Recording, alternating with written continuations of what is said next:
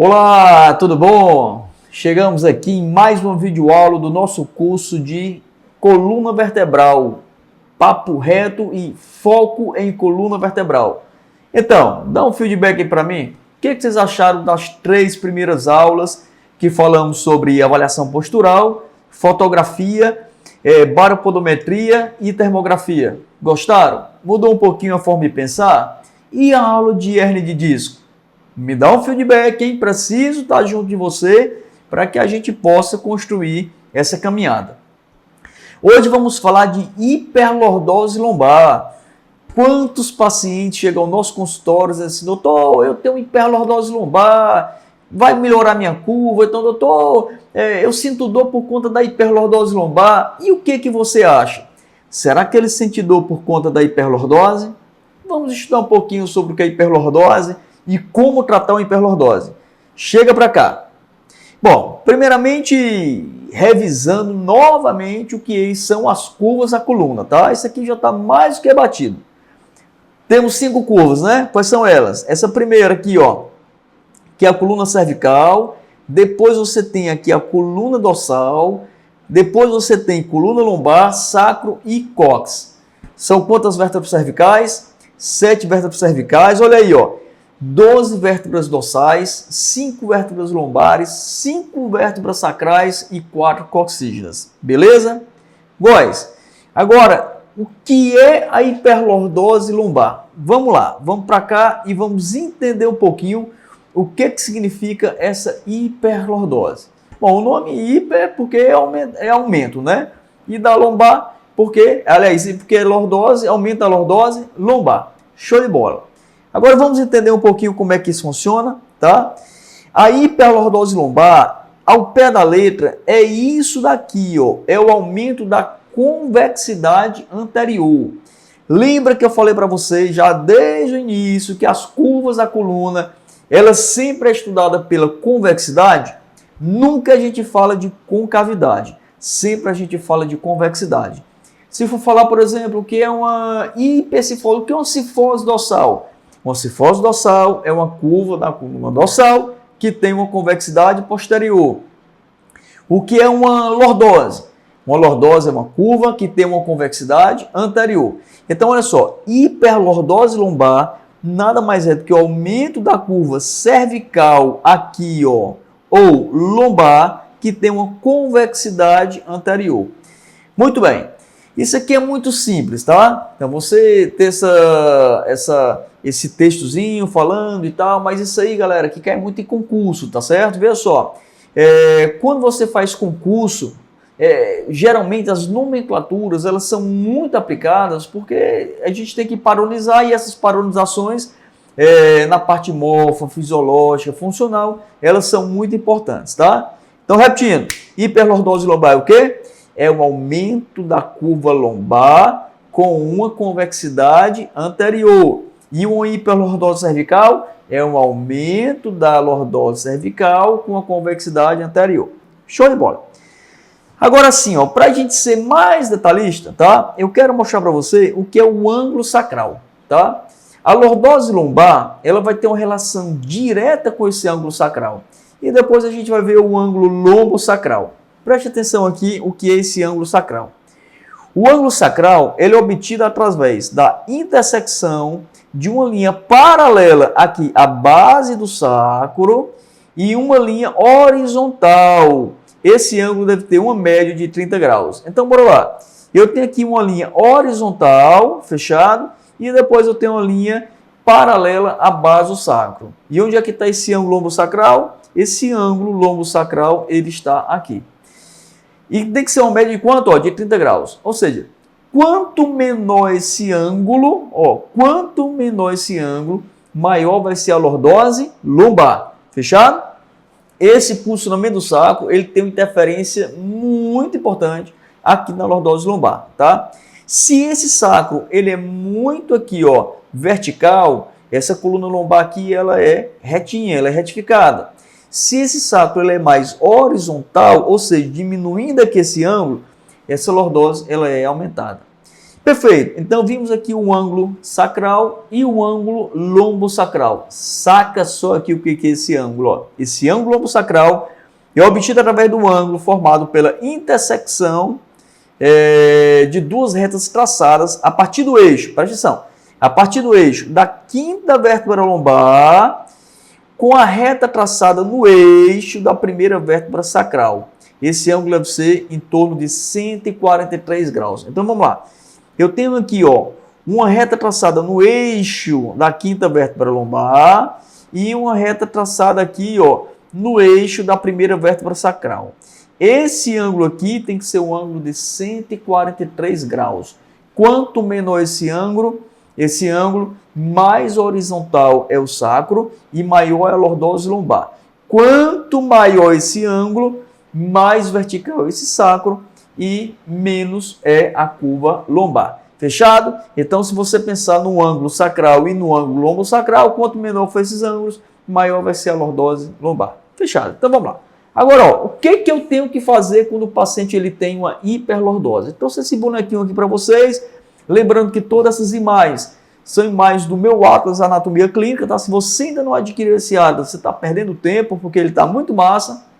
E aqui eu tenho um exemplo de um paciente que tem, inclusive esse paciente aqui, ele tem uma hiperlordose, não só lombar, mas ele tem uma projeção anterior aqui na cabeça e tem um aumento da cifose dorsal. Essa cifose dorsal que você está vendo aqui, ó, ela é mais evidente, inclusive, em relação às outras regiões da coluna.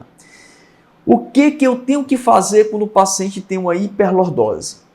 É importante que a gente entenda, tá, que essa alteração na lordose também tem uma alteração direta com o quadril, tá? Olha só, quanto mais esse quadril ele roda posterior, tá, menor essa lordose. Quanto mais esse quadril ele roda anteriormente, maior essa lordose, tá certo? Então, quando o paciente ele tem um aumento da lordose, olha só o que eu tenho que fazer. Eu tenho que fazer isso aqui, ó, para tratar o meu paciente, tá? Olha só o que a gente tem que fazer. Tenho que jogar esse quadril para trás, ó. Então, a rotação anterior aumenta a lordose. Como é que diminui? Fazendo a rotação posterior. Olha que bacana, tá? Então, eu sei que, ó, para que eu faça essa torção aqui, ó, posterior, eu tenho um grupo muscular anterior que eu tenho que alongar ou tenho que fortalecer? Tenho que fortalecer a parte do abdômen, tá? Então, essa regiãozinha do abdômen aqui eu fortaleço e essa região aqui posterior dos membros inferiores eu fortaleço também. E na região da coluna lombar, aqui, ó, aqui eu vou alongar e na região anterior do membro inferior eu vou também alongar. Olha só o que eu tenho que fazer. Alongo a parte anterior de coxa, fortaleço a região anterior do abdômen, fortaleço isquios e alongo para vertebrais lombares. Tá vendo como é que é fácil? Então, não se encuca, não fica pensando que você tratar uma coluna, não fica pensando que você tratar um paciente é muito difícil, você não vai conseguir e tal. Caraca, é fácil você trabalhar um paciente. Só que você tem que ter um raciocínio clínico, um raciocínio biomecânico, um raciocínio anatômico, morfológico, cinesiológico, queira chamar como você gostaria de chamar, mas você tem que ter isso, porque se você não tiver, você não vai conseguir. Olha como é que eu faço aqui, ó. Se eu tenho um aumento da lordose lombar, eu tenho que jogar esse líquido para trás. Muito bem. Como é que eu jogo o líquido para trás? Olha só, alongo quadríceps. Na verdade, quadríceps, estou falando basicamente só do reto femoral, tá certo? Fortaleço aqui, ó, fortaleço aqui abdômen, fortaleço isquios e aqui eu alongo para vertebrais lombares e aí a charada tá praticamente morta. Membros inferiores, olha só aqui, ó, tenho que fazer essa torção posterior do ilíaco, tá certo? E quando eu faço essa torção posterior, eu vou trabalhar toda essa musculaturazinha aqui anterior, fazendo o que, galera? Fazendo alongamento. E essa região posterior fortalecendo. Então, alonga anterior e fortaleço posterior. Tá com dúvida? Manda uma mensagem para mim que aí eu bato um tic-tac aí com você de forma mais fácil. Manda uma mensagem para mim. Se está com dúvida, manda mensagem. Mas essa é uma aula muito simples, muito básica. E eu tenho certeza que você vai tirar ela de letra, tá? E aqui, ó, quando a gente pensa em tronco, toda essa musculatura aqui de tronco você tem que alongar. Show? Agora, eu coloquei essa imagem aqui, ó, com a musculatura mais superficial e essa outra imagem aqui de baixo com a musculatura mais profunda, para você entender que quem fixa essa hiperlordose é a musculatura profunda e não a musculatura superficial. Então, essa musculatura aqui é uma musculatura que você tem que ter mais trabalho para que você faça uma pequena tração, alongamento e pompagem para melhorar essa musculatura posterior profunda, que não é fácil. Aí você tem o ilho-costal lombar, você tem um intertransversário, intertransversário nem tanto, é mais a parte lateral.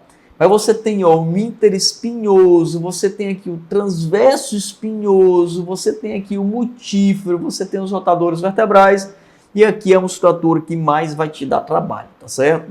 Essa daqui é fácil, trabalhar abdômen, fortalecer abdômen. Agora, o mais importante também é que o paciente, às vezes, ele não consegue manter uma boa sustentação de abdômen, tá certo? E é importante que ele tenha uma boa sustentação de abdômen, e essa sustentação de abdômen você tem que treinar, e que não é tão fácil. É por isso que eu preciso que você compreenda que os trabalhos em isometria são trabalhos mais consistentes para você fazer esse trabalho de ajuste de pelve. Muito bem, aqui como músculos aqui importantes, e que é importante que você entenda também, tá? Tem muita gente que fala que esse músculo aqui, psoas, ele é um músculo que faz a hiperlordose, aliás, ele faz extensão de coluna lombar, mas não é muito assim, tá? Esse músculo psoas, ele é o principal flexor aqui, esse músculozinho aqui, psoas, e o ilíaco também, são os dois principais flexores de quadril. Eles, para fazerem flexão de quadril, eles não destravam o quadril para fazer a flexão. A partir de 15, 20, 30 graus, é que essa musculatura psoas e ilíaco faz a flexão de quadril mais evidente. E tendo o quê? Quando você faz aqui um aumento de flexão, aliás, quando você faz uma flexão de quadril, na verdade você está jogando a pelve para trás. E quando você jogar a pelve para trás, você está desfazendo a lordose. Então, um músculozinho importante que você tem que pensar nele, que de acordo com como está a alavanca, na verdade ele não aumenta a lordose, ele diminui, fechado? E aqui, esse músculo aqui é muito importante, que é o músculo reto do abdômen, e esse músculo é um músculo que você tem que dar muita atenção a ele, mas não pode exagerar, sabe por qual motivo?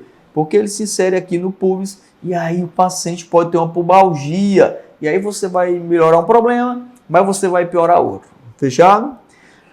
Bom, eu trouxe aqui algumas imagens e algumas técnicas que eu executo. Isso daqui é um trabalho de liberação miofascial. Esse trabalho de liberação miofascial é muito bacana porque você tira toda a tensão da musculatura que está tensa, tá? Um paciente que tem hiperlordose lombar, ele tem uma tendência a ter uma hipertonia da musculatura paravertebral lombar e tem uma tendência também a ter uma aderência de tecidos moles. Aí a gente fala de fáscia, das aponeurose, tudo isso aí, esse trabalhozinho é um trabalho que a gente vai soltando fáscia por fáscia, e eu estimulo que você faça, porque realmente é um trabalho muito massa, tá? Bom, aqui eu já mostrei essa imagem em várias videoaulas, e principalmente quando eu falo no tratamento de hérnia de disco, que esse trabalhozinho de pompagem é um trabalho que você consegue abrir um pouquinho o espaço vertebral. Eu mostrei para vocês na aula passada sobre hérnia de disco, e para um paciente que tem hiperlordose lombar, é um jeito de você melhorar um pouco a mobilidade dessa coluna, porque quando você puxa, tá? Você está pegando essa lombar e você está abrindo ela assim um pouquinho, e é muito massa, é muito legal, tá? Indico para você fazer esse trabalho de pompagem. Cuidado quando você for fazer, você não empurrar aqui para baixo, você tem que empurrar para baixo e tem que abrir. Tem que ter uma boa sincronia, tá? Não é só jogar para baixo. Joga para baixo e abrir. Show? Beleza. Aqui você tem um trabalho de mobilização do ápice e da base do sacro. A minha mão aqui, ela está apoiada aqui, na base do sacro. O apoio na base do sacro não é tão indicado para um paciente que tem hiperlordose. Você pode gerar um pouquinho de dor, tá? Aqui o seu apoio tem que ser aqui no ápice, que está bem aqui, no ápice do sacro. Quando você, imagina que aqui é o sacro, aqui é a coluna lombar, quando você manipula o ápice, Você faz isso aqui com o sacro e você melhora um pouquinho esse rebotezinho posterior da base do sacro e aí você ajuda esse paciente que tem hiperlordose. Mas mesmo assim, você pode fazer um trabalhozinho também de base, porque esse trabalho de base, mesmo que não é o trabalho mais indicado para o paciente que tem hiperlordose lombar, tá certo? Mas ajuda a mobilizar o sacro. E se você mobiliza o sacro, aqui você ajuda esse paciente a trabalhar de forma mais efetiva. Fechado? Muito bem, galera. Então, veja só. Eu quero que você entenda também, e essa informação, esse código que eu vou te passar é muito importante, tá? Ó, eu quero que você entenda que não é porque o teu paciente tem hiperlordose lombar que ele está com problema. Então, pode ser que o teu paciente, mesmo ele tendo hiperlordose lombar, pode ser que ele não tenha problema nenhum. Isso é uma coisa dele, que ele sempre teve, que a vida dele foi assim. Você não vai pegar um paciente que tem hiperlordose lombar e você obrigatoriamente vai ter que diminuir essa curva. Não pensa assim. Que já é totalmente ao contrário de um paciente que tem a curva retificada. Lembra que eu já falei para vocês nas outras videoaulas que o objetivo das curvas fisiológicas é você fazer o quê? É você estabilizar a curva, é você estabilizar a coluna, é você distribuir cargas, é você melhorar um processo de amortecimento, enfim. Lembra que eu falei tudo isso? Pois é. Se o paciente tem uma lordose que está muito aumentada, isso é problema, mas não é tão problema assim, tá? Agora, se tu tem um paciente que ele tem a coluna retificada, esse cara, obrigatoriamente, tu tem que fazer um trabalho para fortalecer paravertebrais e, se possível, formar a curva lombar. Fechado?